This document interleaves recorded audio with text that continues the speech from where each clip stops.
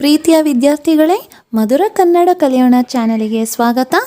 ಇಂದಿನ ತರಗತಿಯಲ್ಲಿ ನಾವು 5ನೇ ಪದ್ಯ ಪಾಠ ಆದಂತಹ ಮರಳಿ ಮನೆಗೆ ಈ ಸುಂದರ ಪದ್ಯದ ಪ್ರಶ್ನೋತ್ತರಗಳನ್ನು ನೋಡುವ. ಈ ಸುಂದರ ಪದ್ಯವನ್ನು ಬರೆದಿರ್ತಕ್ಕಂತಹ ಕವಿ ಯಾರು? ಅವರು ಅರವಿಂದ ಮಾಲಗತ್ತಿ. ಬನ್ನಿ ಮಕ್ಕಳೇ, ಇವರ ಪರಿಚಯವನ್ನು ಮಾಡಿಕೊಳ್ಳುವ. ಕವಿ ಅರವಿಂದ ಮಾಲಗತ್ತಿ. ಕಾಲ ಕ್ರಿಸ್ತ ಶಕ 1956. ಇವರ ಸ್ಥಳ ಬಿಜಾಪುರ ಜಿಲ್ಲೆಯ ಮುದ್ದೇಬಿಹಾಳ. ಇವರ ಪದವಿ ಕರ್ನಾಟಕ ವಿಶ್ವವಿದ್ಯಾಲಯದಿಂದ MA PhD. ಇವರು ರಚಿಸಿರ್ತಕ್ಕಂತಹ ಕೃತಿಗಳನ್ನು ನೋಡೋದಾದರೆ ಮೂಕನಿಗೆ ಬಾಯಿ ಬಂದಾಗ, ವಿಶ್ವತೋಮುಖ, ಹೂ ಬಲುಬಾರ, ಕಪ್ಪು ಕಾವ್ಯ, ಮೂರನೆಯ ಕಣ್ಣು, ನಾದ ನಿನಾದ, ಸಿಲಿಕಾನ್ ಸಿಟಿ ಮತ್ತು ಕೋಗಿಲೆ, ಚಂಡಾಲ ಸ್ವರ್ಗಾರೋಹಣಂ ಎಂಬ ಕವನ ಸಂಕಲನ ಹಾಗೂ ಕಾರ್ಯ ಎಂಬ ಕಾದಂಬರಿ, ಮುಗಿಯದ ಕಥೆಗಳು ಎಂಬ ಕಥಾ ಸಂಕಲನಗಳನ್ನ ರಚನೆ ಮಾಡಿದ್ದಾರೆ. ಇವರ ಆತ್ಮಕಥನ ಗೌರ್ಮೆಂಟ್ ಬ್ರಾಹ್ಮಣ.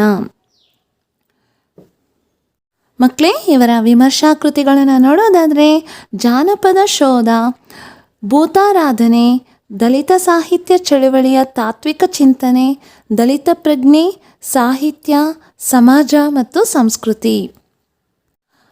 ಹಾಗೂ ಇವರು ಗಳಿಸಿರ್ತಕ್ಕಂತಹ ಪ್ರಶಸ್ತಿಗಳನ್ನು ನೋಡುವ. ಶ್ರೀಯುತರ ಮೂಕನಿಗೆ ಬಾಯಿ ಬಂದಾಗ ಎಂಬ ಕವನ ಸಂಕಲನಕ್ಕೆ ದೇವರಾಜ ಬಹದ್ದೂರ್ ಪ್ರಶಸ್ತಿ ಲಭಿಸಿದೆ. ಕಪ್ಪು ಕಾವ್ಯ ಕೃತಿಗೆ ನರಸಿಂಹಯ್ಯ ಪುರಸ್ಕಾರ ಮತ್ತು ಗೌರ್ಮೆಂಟ್ ಬ್ರಾಹ್ಮಣ ಕೃತಿಗೆ ಕರ್ನಾಟಕ ರಾಜ್ಯ ಸಾಹಿತ್ಯ ಅಕಾಡೆಮಿ ಪ್ರಶಸ್ತಿಗಳು ಲಭಿಸಿವೆ. ಈ ಪದ್ಯದ ಆಕರ ಕೃತಿ ವಿಶ್ವತೋಮುಖ, ಹೂ ಬಲುಬಾರ. ಮಕ್ಕಳೇ, ಈಗ ಕಠಿಣ ಶಬ್ದಾರ್ಥಗಳನ್ನು ನೋಡುವ. ಮೊದಲನೇದು ದೀಕ್ಷಾ ಭೂಮಿ. ದೀಕ್ಷಾ ಭೂಮಿ ಅಂದರೆ ಏನು? ಉಪದೇಶ ಮಾಡುವ ಸ್ಥಳ. ಉಪದೇಶ ಮಾಡುವ ಸ್ಥಳ, ಅದನ್ನು ನಾವು ದೀಕ್ಷಾ ಭೂಮಿ ಎಂದು ಕರೆಯುತ್ತೇವೆ. ಪಥ, ಮಾರ್ಗ. ಪಥ, ಮಾರ್ಗ. ಬುದ್ಧ ಅಂದರೆ ತಿಳಿದವನು. ಬುದ್ಧ ಅಂದ್ರೇನು? ತಿಳಿದವನು. ಮಹಾಮನೆ, ಕಲ್ಯಾಣ ಪಟ್ಟಣದಲ್ಲಿದ್ದ ಬಸವಣ್ಣನವರ ಮನೆ. ಮಹಾಮನೆ, ಕಲ್ಯಾಣ ಪಟ್ಟಣದಲ್ಲಿದ್ದ ಬಸವಣ್ಣನವರ ಮನೆ. ಮಕ್ಕಳೇ, ಈಗ ಅಭ್ಯಾಸ. ಆಮೇಲೆ ಕೊಟ್ಟಿರುವ ಪ್ರಶ್ನೆಗಳಿಗೆ ಒಂದು ವಾಕ್ಯದಲ್ಲಿ ಉತ್ತರಿಸಿ. ಮೊದಲನೇ ಪ್ರಶ್ನೆ ನೋಡುವ. ಬುದ್ಧನು ಲುಂಬಿನಿಯ ವನಕ್ಕೆ ಯಾವ ರೀತಿ ಬರಬೇಕು? ಉತ್ತರ: ಬುದ್ಧನು ಲುಂಬಿನಿಯ ವನಕ್ಕೆ ವೈಶಾಖ ಬಂದಂತೆ ಬರಬೇಕು. ಬುದ್ಧನು ಲುಂಬಿನಿಯ ವನಕ್ಕೆ ವೈಶಾಖ ಬಂದಂತೆ ಬರಬೇಕು. ಎರಡನೇ ಪ್ರಶ್ನೆ. ಮನೆಯ ಬಾಗಿಲು ಯಾರಿಗಾಗಿ ತೆರೆದಿಹುದು? ಉತ್ತರ: ಮನೆಯ ಬಾಗಿಲು ಬುದ್ಧನಿಗಾಗಿ ತೆರೆದಿಹುದು. ಮನೆಯ ಬಾಗಿಲು ಬುದ್ಧನಿಗಾಗಿ ತೆರೆದಿಹುದು. ಮೂರನೇ ಪ್ರಶ್ನೆ. ಮಹಾಮನೆಯಲ್ಲಿ ಯಾವ ಮಂತ್ರವನ್ನು ಸಾರಬೇಕು? ಉತ್ತರ: ಮಹಾಮನೆಯಲ್ಲಿ ಬಹುಜನತೆಯ ಹಿತವೇ ಬಹುಜನತೆಯ ಸುಖವು ಎಂಬ ಮಂತ್ರವನ್ನು ಸಾರಬೇಕು. ಮಹಾಮನೆಯಲ್ಲಿ ಬಹುಜನತೆಯ ಹಿತವೇ ಬಹುಜನತೆಯ ಸುಖವು ಎಂಬ ಮಂತ್ರವನ್ನು ಸಾರಬೇಕು. ನಾಲ್ಕನೇ ಪ್ರಶ್ನೆ. ನಮ್ಮ ನಡೆ ಯಾರ ನಡೆಯಂತೆ ಇರಬೇಕು? ಉತ್ತರ: ನಮ್ಮ ನಡೆ ಬುದ್ಧನ ನಡೆಯಂತೆ ಇರಬೇಕು. ನಮ್ಮ ನಡೆ ಬುದ್ಧನ ನಡೆಯಂತೆ ಇರಬೇಕು. ಈಗ ಆಮೇಲೆ ಕೊಟ್ಟಿರುವ ಪ್ರಶ್ನೆಗಳಿಗೆ 2 ಅಥವಾ 3 ವಾಕ್ಯಗಳಲ್ಲಿ ಉತ್ತರಿಸಿ. ಮೊದಲನೇ ಪ್ರಶ್ನೆ ನೋಡುವ. ಬುದ್ಧನೆಂದರೆ ಏನೇನು ಎಂದು ಕವಿಗಳು ಹೇಳುತ್ತಾರೆ? ಉತ್ತರ: ಬುದ್ಧನೆಂದರೆ ನಿತ್ಯ, ಬುದ್ಧನೆಂದರೆ ಸತ್ಯ, ಬುದ್ಧನೆಂದರೆ ಶಾಂತಿ, ಬುದ್ಧನೆಂದರೆ ಕ್ರಾಂತಿ, ಬುದ್ಧನೆಂದರೆ ಕರುಣೆ, ಬುದ್ಧನೆಂದರೆ ಬೆಳಕು ಎಂದು ಕವಿ ಹೇಳಿದ್ದಾರೆ. ಈಗ ಎರಡನೇ ಪ್ರಶ್ನೆ. ಭವ್ಯ ಮನುಜರಾಗಿ ಬಾಳಲು ನಮ್ಮಲ್ಲಿ ಇರಬೇಕಾದ ಗುಣಗಳಾವುವು ಅಂತ ಕೇಳಿದರೆ ಇದಕ್ಕೆ ಉತ್ತರ: ಸ್ವಾರ್ಥವನ್ನು ತೊರೆದು ಬಹುಜನರ ಹಿತವೇ ಬಹುಜನರ ಸುಖ ಎಂಬುದು ನಮ್ಮುಸಿರಾಗಬೇಕು. ನಮ್ಮ ನೀತಿಯಾಗಬೇಕು. ಮಹಾಮನೆಯ ಮಹಾಮಂತ್ರವನ್ನು ಎಲ್ಲೆಡೆ ಸಾರಬೇಕು. ಆಗ ಮಾತ್ರ ನಾವು ಈ ದಿವ್ಯ ಜಗದ ಭವ್ಯ ಮನುಜರಾಗಿ ಬಾಳಲು ಸಾಧ್ಯ. ಮತ್ತೊಮ್ಮೆ ಮಕ್ಕಳೇ, ಸ್ವಾರ್ಥವನ್ನು ತೊರೆದು ಬಹುಜನರ ಹಿತವೇ ಬಹುಜನರ ಸುಖ ಎಂಬುದು ನಮ್ಮುಸಿರಾಗಬೇಕು, ನಮ್ಮ ನೀತಿಯಾಗಬೇಕು. ಮಹಾಮನೆಯ ಮಹಾಮಂತ್ರವನ್ನು ಎಲ್ಲೆಡೆ ಸಾರಬೇಕು. ಆಗ ಮಾತ್ರ ನಾವು ಈ ದಿವ್ಯ ಜಗದ ಭವ್ಯ ಮನುಜರಾಗಿ ಬಾಳಲು ಸಾಧ್ಯ. ಈಗ 3ನೇ ಪ್ರಶ್ನೆ, ಬುದ್ಧನು ಬೋಧಿಸಿದ ಪಂಚಶೀಲ ತತ್ವಗಳು ಯಾವುವು ಅಂತ ಕೇಳಿದರೆ ಉತ್ತರ: ಯಾವುದೇ ಜೀವಿಗಳನ್ನು ಕೊಲ್ಲದಿರುವುದು ಅಥವಾ ಹಿಂಸೆ ಮಾಡದಿರುವುದು. 2ನೇದು, ನಮ್ಮದಲ್ಲದ ವಸ್ತುವನ್ನು ಕದಿಯದಿರುವುದು ಅಥವಾ ತೆಗೆದುಕೊಳ್ಳದಿರುವುದು. 3ನೇದು, ಶೀಲಹರಣ ಮಾಡದಿರುವುದು. 4ನೇದು, ಸುಳ್ಳನ್ನು ಹೇಳದಿರುವುದು. 5ನೇದು, ಮಾದಕ ಪಾನೀಯ ಅಥವಾ ಮಾದಕ ವಸ್ತುಗಳನ್ನು ಸೇವಿಸದಿರುವುದು. ಇವು ಬುದ್ಧನ ಪಂಚಶೀಲ ತತ್ವಗಳಾಗಿವೆ. ಈಗ 4ನೇ ಪ್ರಶ್ನೆ, ಬುದ್ಧನ ನಡೆ ಏನು ವಿವರಿಸಿ. ಇದಕ್ಕೆ ಉತ್ತರ: ಬುದ್ಧನ ನಡೆಯು ನಾವೆಲ್ಲರೂ ಜಾತಿಭೇದ, ಲಿಂಗಭೇದ, ಧರ್ಮಭೇದ ಮಾಡಬಾರದು. ಮೇಲು ಕೀಳು ಭಾವನೆಯನ್ನು ತೊರೆಯಬೇಕು. ಬುದ್ಧನ ತತ್ವದ ಸಾರವನ್ನು ನಮ್ಮ ನಡೆ ನುಡಿಯಲ್ಲಿ ಅನುಸರಿಸಬೇಕು ಎಂಬುದನ್ನು ಕವಿ ವ್ಯಕ್ತಪಡಿಸಿದ್ದಾರೆ. ಮಕ್ಕಳೇ, ಈಗ ಈ ಮೇಲ್ ಕೊಟ್ಟಿರುವ ಪ್ರಶ್ನೆಗೆ 8ರಿಂದ 10 ವಾಕ್ಯಗಳಲ್ಲಿ ಉತ್ತರಿಸಿ. ಪ್ರಶ್ನೆ ನೋಡುವ: ಮರಳಿ ಮನೆಗೆ ಕವನದ ಸಾರಾಂಶವನ್ನು ನಿಮ್ಮ ಮಾತುಗಳಲ್ಲಿ ಬರೆಯಿರಿ ಅಂತ ಕೇಳಿದ್ದಾರೆ. ಸೊ ಮಕ್ಕಳೇ, ಕವಿಯು ಏಕೆ ಬುದ್ಧನನ್ನು ನಮ್ಮ ಮನವೆಂಬ ಮನೆಗೆ ಮರಳಿ ಬರಬೇಕು ಎಂದು ಆಶಿಸುತ್ತಿದ್ದಾರೆ ಎಲ್ಲವನ್ನು ನಾವು ಹೇಳಬೇಕಾಗಿ ಬರ್ತದೆ. ಮರಳಿ ಮನೆಗೆ ಕವನವು ಬುದ್ಧನ ಆಗಮನವನ್ನು ವ್ಯಕ್ತಪಡಿಸುತ್ತದೆ. ಸಮಾಜದಲ್ಲಿನ ಶೋಷಿತರ ನೋವು, ಕಷ್ಟಗಳು ದೂರವಾಗಬೇಕಾದರೆ ಸಮಾಜದಲ್ಲಿ ಸಮಾನತೆ ಬೇಕು.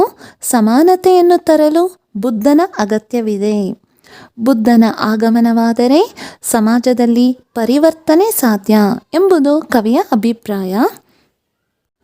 ಬೌದ್ಧ ಧರ್ಮದ ಉದಯವಾಗಿದ್ದು ಭಾರತದಲ್ಲಿ, ಆದರೆ ಭಾರತಕ್ಕಿಂತ ಹೆಚ್ಚಾಗಿ ಬೇರೆ ದೇಶಗಳಲ್ಲಿಯೇ ಇದರ ವ್ಯಾಪ್ತಿ ವಿಸ್ತಾರವಾಗಿದೆ. ಬುದ್ಧನಿಲ್ಲದ ನಾಡಿನಲ್ಲಿ ಅಸಮಾನತೆ, ಅಂಧಕಾರ ತುಂಬಿದೆ. ಆದ್ದರಿಂದ ಕವಿ ಬುದ್ಧನನ್ನು ಪುನಃ ನಮ್ಮ ನಾಡಿಗೆ ಅಂದರೆ ಮರಳಿ ಮನೆಗೆ ಬಾ ಎಂದು ಕರೆಯುತ್ತಿದ್ದಾರೆ. ಕತ್ತಲಿನಿಂದ ಬೆಳಕಿನೆಡೆಗೆ ಸಾಗಲು ಬುದ್ಧನ ನೆರವು ಬೇಕೆಂದು ಕರೆಯುತ್ತಿದ್ದಾರೆ.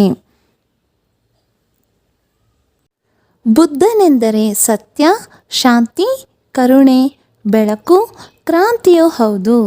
ಲುಂಬಿನಿಯ ಬನದಲ್ಲಿ ವೈಶಾಖ ಮಾಸದ ಚಿಗುರು ಬಂದಂತೆ ಮರಳಿ ಮನೆಗೆ ಬಾ ಎಂದು ಬುದ್ಧನನ್ನು ಕರೆಯುತ್ತಿದ್ದಾರೆ. ತಾನು ಹುಟ್ಟಿದ ನಾಡನ್ನು, ಕಟ್ಟಿದ ಮನೆಯನ್ನು ಬುದ್ಧ ಮರೆತು ಬಿಟ್ಟಿದ್ದಾನೆ. ಆದರೆ ಆತನಿಗಾಗಿ ಈ ಮನೆಯ ಬಾಗಿಲು ಸದಾ ತೆರೆದಿರುತ್ತದೆ. ಪಂಚಶೀಲದ ಮಾರ್ಗವನ್ನು ನಾವು ಅನುಸರಿಸುವಂತೆ ಮಾಡಲು ರಥಾರೂಢನಾಗಿ ದೀಕ್ಷಾ ಭೂಮಿಗೆ ಆಗಮಿಸು ಎಂದು ಬುದ್ಧನಲ್ಲಿ ಆಹ್ವಾನಿಸುತ್ತಿದ್ದಾರೆ. ನಮ್ಮೆಲ್ಲರ ತಂದೆ ತಾಯಿ ಬಂಧು ಬಳಗ ಎಲ್ಲವೂ ಬುದ್ಧ. ಬುದ್ಧನ ತತ್ವಗಳನ್ನು ನಾವು ಅನುಸರಿಸದಿದ್ದರೆ ಆ ತಂದೆ ಮೆಚ್ಚುವುದಿಲ್ಲ. ಬುದ್ಧನಂತೆ ನಾವು ಕೂಡ ಬಯಲು ಅಂದರೆ ಮುಕ್ತಿ ಪಡೆಯಬೇಕು. ಇಲ್ಲದಿದ್ದರೆ ಆ ತಾಯಿಯಾದ ಬುದ್ಧ ನಮ್ಮನ್ನು ಮೆಚ್ಚುವುದಿಲ್ಲ ಎಂದು ಕವಿ ವ್ಯಕ್ತಪಡಿಸಿದ್ದಾರೆ. ಬಹುಜನ ಹಿತಾಯ ಬಹುಜನ ಸುಖಾಯ ಎಂಬುದು ನಮ್ಮುಸಿರಾಗಬೇಕು, ನಮ್ಮ ನೀತಿಯಾಗಬೇಕು. ಬಸವಣ್ಣನವರ ತತ್ವವನ್ನು ಎಲ್ಲೆಡೆ ಸಾರಿ ದಿವ್ಯ ಜಗತ್ತಿನ ಭವ್ಯ ಮನುಜರಾಗಿ ಬಾಳಲು ಸಾಧ್ಯ ಎಂದು ಕವಿ ಆಶಿಸುತ್ತಿದ್ದಾರೆ. ನಾವೆಲ್ಲರೂ ಜಾತಿಭೇದ, ಲಿಂಗಭೇದ, ಧರ್ಮಭೇದ ಮಾಡದೆ ಅದರ ಗಡಿಯಾಚೆಗೆ ನಿಂದು ಮೇಲೋ ಕೀಳೋ ಭಾವನೆಯನ್ನು ತೊರೆದು ಬಾಳಿ ಬದುಕಬೇಕು. ನಮ್ಮ ನಡೆ ಬುದ್ಧನ ಕಡೆಗೆ ಇರಬೇಕು ಹಾಗೂ ನಮ್ಮ ನುಡಿಯು ಬುದ್ಧನ ನುಡಿಯಾಗಬೇಕು. ಆದುದರಿಂದ ಕವಿಯು ಬುದ್ಧನನ್ನು ನಮ್ಮ ಮನವೆಂಬ ಮನೆಗೆ ಮರಳಿ ಬರಬೇಕು ಎಂದು ಆಶಿಸುತ್ತಾರೆ. ಮಕ್ಕಳೇ, ಈಗ ಇಮೇಲ್ ಸಂದರ್ಭ ಸಹಿತ ಸ್ವಾರಸ್ಯವನ್ನು ವಿವರಿಸಿ. ಮೊದಲನೇ ಪ್ರಶ್ನೆ ನೋಡುವ.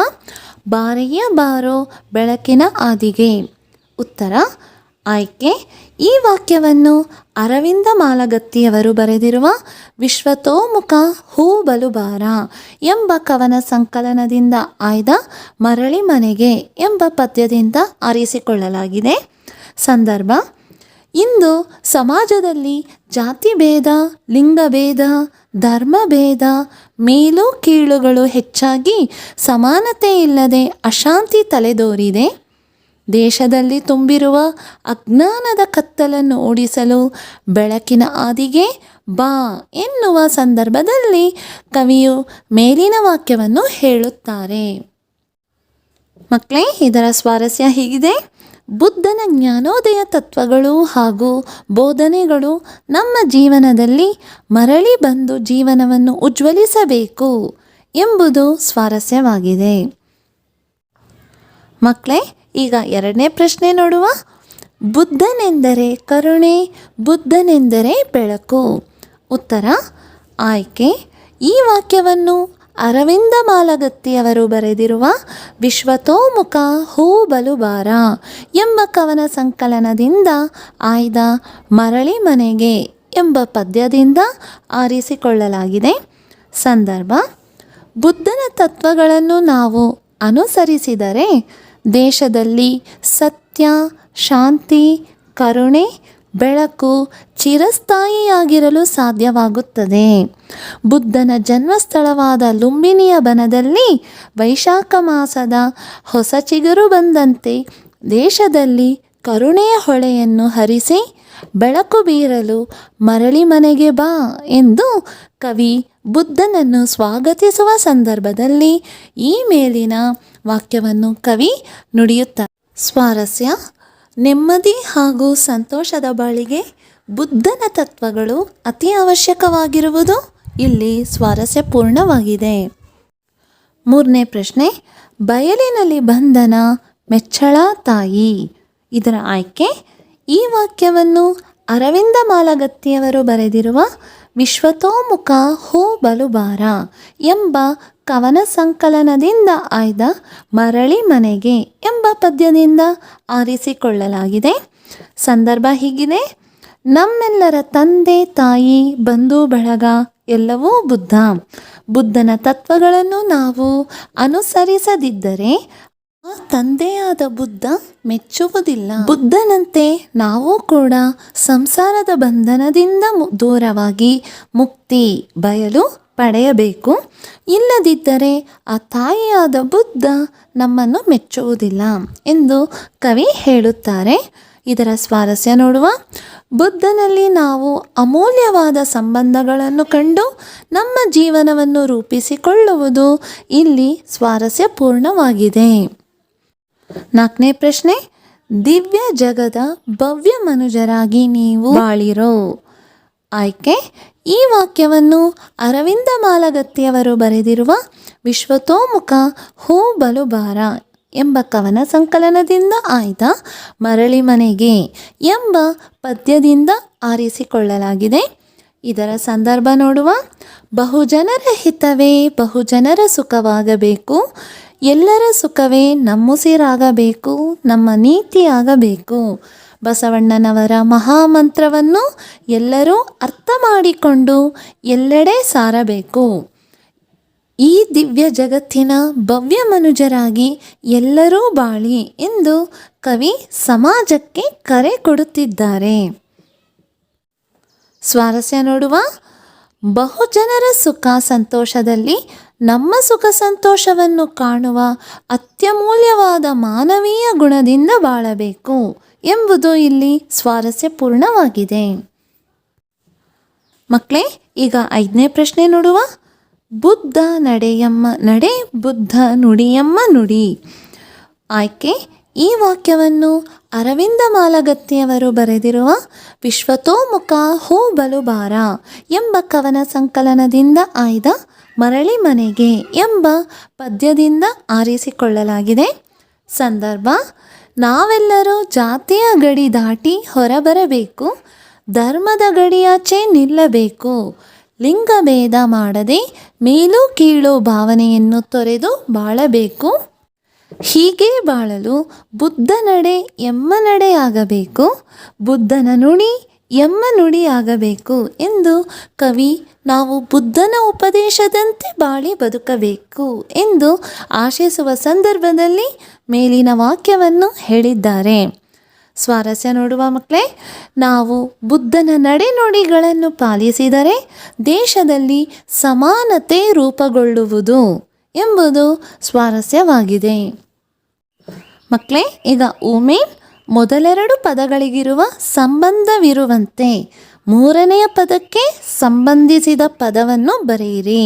ಅಂದರೆ ಮೊದಲೆರಡು ಪದಗಳನ್ನ ನೋಡುವ, ಅದಕ್ಕೆ ಯಾವ ಸಂಬಂಧ ಉಂಟು ಅಂತ ನೋಡಿ ಮೂರನೆಯ ಪದಕ್ಕೂ ಸಹ ನಾವು ಅದೇ ರೀತಿಯಾದ ಸಂಬಂಧವನ್ನು ಬರೀಬೇಕಾಗುತ್ತದೆ. ಮೊದಲನೇ ಪ್ರಶ್ನೆ ಹೀಗಿದೆ: ನಿತ್ಯ ಅನಿತ್ಯ ಇದೇನು ಸಂಬಂಧ ಆಯಿತು? ವಿರುದ್ಧಾರ್ಥಕ ಪದ. ನಿತ್ಯ ವಿರುದ್ಧಾರ್ಥಕ ಪದ, ಅನಿತ್ಯ ಆದರೆ ಸತ್ಯಕ್ಕೆ ವಿರುದ್ಧಾರ್ಥಕ ಪದ ಯಾವುದು ಅಂತ ಕೇಳ್ತಾ ಇದ್ದಾರೆ. ಸತ್ಯ ಅಸತ್ಯ ಆಗುತ್ತದೆ. ಸತ್ಯ ಅಸತ್ಯ. ನಿತ್ಯ ಅನಿತ್ಯ, ಸತ್ಯ ಅಸತ್ಯ. ಎರಡನೇ ಪ್ರಶ್ನೆ: ನಮ್ಮುಸಿರು ಲೋಪಸಂಧಿ ಆದರೆ ಸೀಮೆಯಾಚೆ ಇದ್ಯಾವ ಸಂಧಿ?